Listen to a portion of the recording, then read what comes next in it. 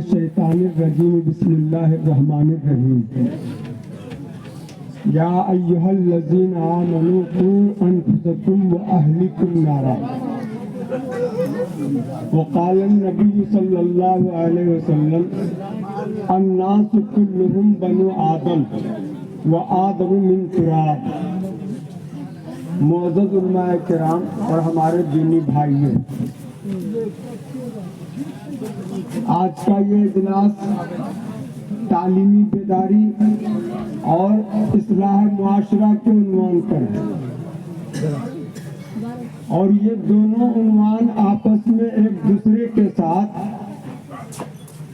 اتنا گہرا ربط رکھتا ہے کہ ایک دوسرے کے بغیر پایا ہی نہیں جا سکتا۔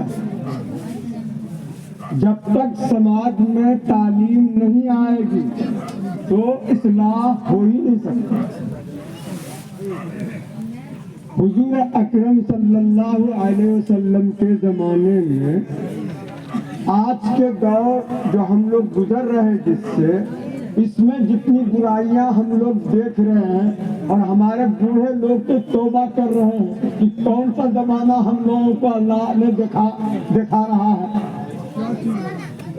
اس سے بھی کہیں زیادہ برائیاں عرب کے سماج میں تھیں، لیکن جب اللہ کے نبی حضور صلی اللہ علیہ وسلم کو نبی بنا کر کے تو اللہ نے اپنے دین کا پیغام دینے کے لیے لوگوں کی طرف جو ہے بھیجا، تو سب سے پہلا حکم دیا ان کو اقرا کا کہ پڑھو۔ حالانکہ وہاں زناکاری بھی تھی، شراب خوری بھی تھی، لوٹ بھی تھا، ہر طرح کی برائیاں وہاں موجود تھی، لیکن یہ نہیں کہا کہ تم زنا چھوڑ دو، چوری چھوڑ دو، جھوٹ چھوڑ دو۔ سب سے پہلا حکم کیا دیا؟ اقرا، پڑھو۔ حضور اکرم صلی اللہ علیہ وسلم کا جو دور تھا، جو وہاں سے شروع ہوا، اور اس سے پہلے جو دور تھا اس کو ایام جاہلیت کہا جاتا ہے۔ حضور صلی اللہ علیہ وسلم کے زمانے سے جو پہلا زمانہ تھا، اس سے پہلے کا، ان کو جاہلیت کا دور کہا جاتا ہے۔ ایک لفظ جاہلیت کافی ہے سماج کے تمام برائیوں کو بیان کرنے کے لیے۔ جہالت تمام برائیوں کی ماں ہے، جہالت کے کوکھ سے ہی ساری چیزیں پیدا ہوتی ہیں۔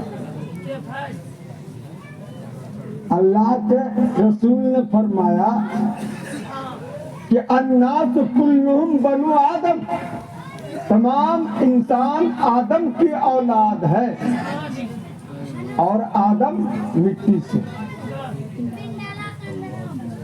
مٹی انسان کی ماہیت بھی ہے کہ اس سے انسان پیدا ہوا، اور لفظ مٹی سے ایک بات کی طرف اشارہ بھی ہے کہ جس طرح سے مٹی کے اندر یہ خاصیت ہے کہ ہر اونچ نیچ کو وہ برداشت کر لیتا ہے، تو اسی طرح سے انسان جو اس مٹی سے پیدا ہوا ہے، ان کے اندر تحمل ہونا چاہیے، خاکساری ہونا چاہیے۔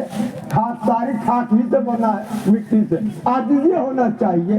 جب انسان کے اندر خاکساری آئے گی تو وہ اعلیٰ انسان بنے گا۔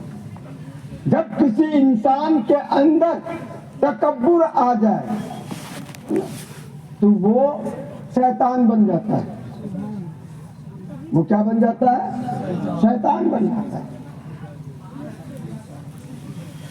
یہاں جو میں نے باتیں سنی، باہر کے جو نمائندہ حضرات آئے، جو انہوں نے اپنے تاثرات